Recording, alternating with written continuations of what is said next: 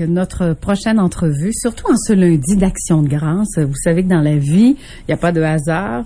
Fallait la faire aujourd'hui. Hein? Et il n'y a pas de hasard, c'est le destin. Alors, on reçoit l'auteur et médium également. Elle s'appelle Joanne Flansbury. Et si je vous dis que c'est l'auteur du best-seller La Bible des anges, vous allez me dire, ah oui, elle va nous parler ce matin. Oui, alors augmentez le volume de votre radio. Alors, on va parler de son nouveau livre aux éditions Le Dauphin Blanc, Prédiction angélique 2013. Alors, sans plus tarder, la voici. Joanne, j'ai envie de dire Joanne, c'est Joanne Flansbury. Bonjour et bon matin. Bon matin à vous aussi. Comment ça va en ce congé d'Action de grâce? Ça va super bien. Ben oui, on parle d'Action de grâce, on parle de prédiction angélique. Je trouve que ça sonne bien, ça va bien ensemble, hein? Oui. Alors, Joanne, prédiction ou prédiction angélique, qu'est-ce que votre livre apporte de plus? Écoutez, moi, ce que je veux faire avec, je veux aider les gens, en fin de compte, à prendre leur vie en main. Alors, c'est plein de petits trucs, des situations, des événements qui arrivent au cours de l'année 2013, aussi au niveau de la chance, au niveau des amours, et puis il y a plein de petites anecdotes, là, tu sais, des événements qui peuvent leur survenir, comme on divise ça en 4 saisons, le printemps, l'hiver, l'automne et l'été.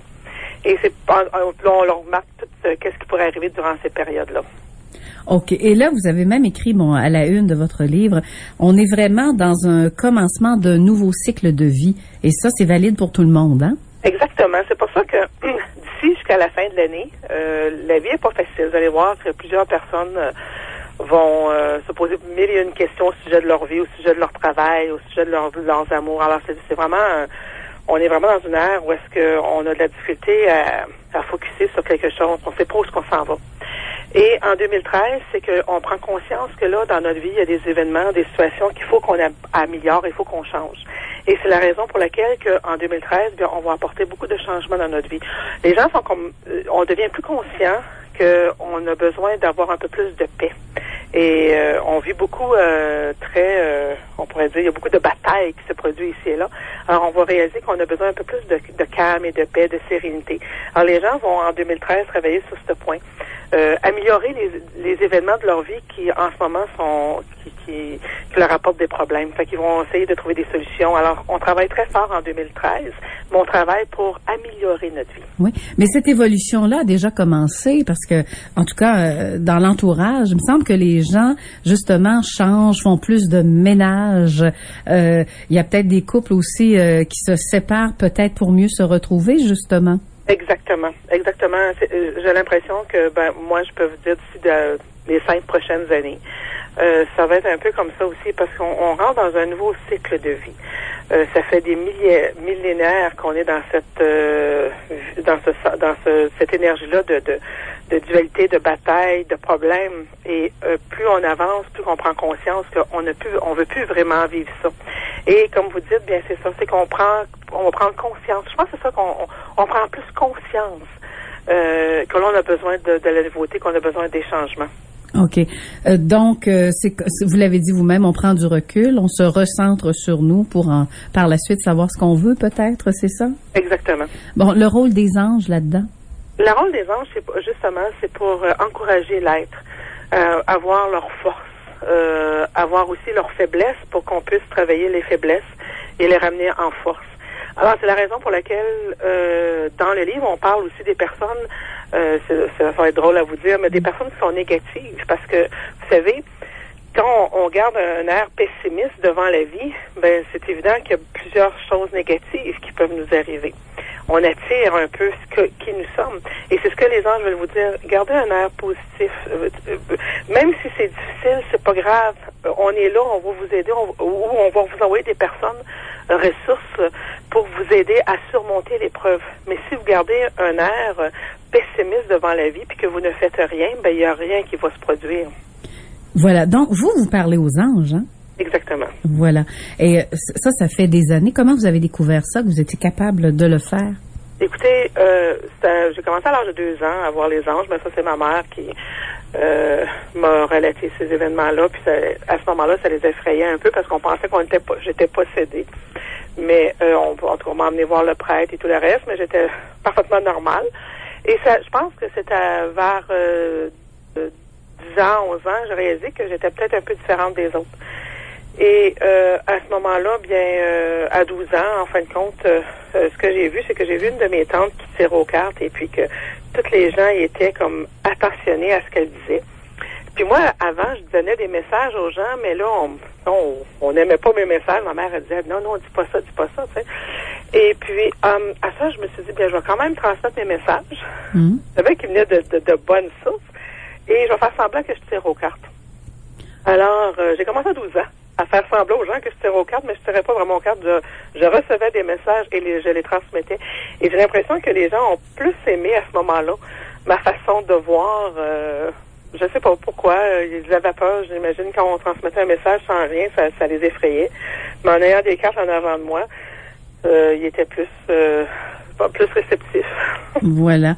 Et comment on consulte votre livre? Est-ce qu'on y va par signe astrologique? Parce que c'est un guide de référence en même temps. Alors, comment on lit votre livre? Écoutez, faut regarder notre date de naissance, premièrement, puis de quel cœur on fait partie, parce que ça va par cœur. On a le cœur des séraphins, le cœur des anges et tout le reste, tout dépendamment de la date. Si on prend un exemple... Ben, vous pouvez prendre ma date. Moi, on va se jeter à l'eau, matin, là. C'est le congé d'Action de grâce. Alors, le 10 du 12 63. OK. Vous êtes le 10 décembre. Alors, vous faites partie des principautés. Ce qui veut dire que vous êtes dans le troisième plancher, troisième niveau. Et vous avez un ange extraordinaire qui est l'ange Imamia. C'est un ange féminin. Alors, ce que vous devez faire dans le livre, c'est que vous allez consulter la partie des principautés, aller lire un peu les principautés, et vous allez lire les informations reliées avec l'ange Imamia. Mais, en même temps, ceux qui possèdent la Bible des anges, ils vont s'apercevoir aussi qu'il y a un deuxième tableau qui n'est pas dans les prédictions angéliques, mais qu'un deuxième tableau où ce que vous pouvez aussi voir Imamia, à votre date de fête, il y a un autre ange qui était là, l'ange, on appelle ça l'ange du jour, et on peut aussi le consulter. Je l'ai pas avec moi en ce moment. Non, mais c'est ça, on fait de l'improvisation, là, c'est correct aussi, là. Ce qu'il faut savoir, on va le savoir, on est en onde. C'est ça. Alors, donc, c'est ça.